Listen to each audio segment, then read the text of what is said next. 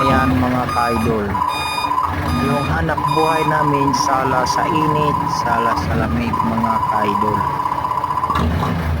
Kahit sa anong oras, maulan man o mainit, nandyan pa rin kami sa lansangan at yan ay kaparata at kami ay kumita para sa aming mga anak, pamilya na ikabubuhay mga ka-idol. Tingnan mo yung naging sitwasyon mga ka-idol, kahit sa init, lamig, araw at bagyo, andyan pa rin kami sa kalsada mga ka-idol. Lahat ng pumapasok ay kami naman din ay kahit saan sulok naisakay naman din namin yung mga pasahero ng maayos mga ka-idol.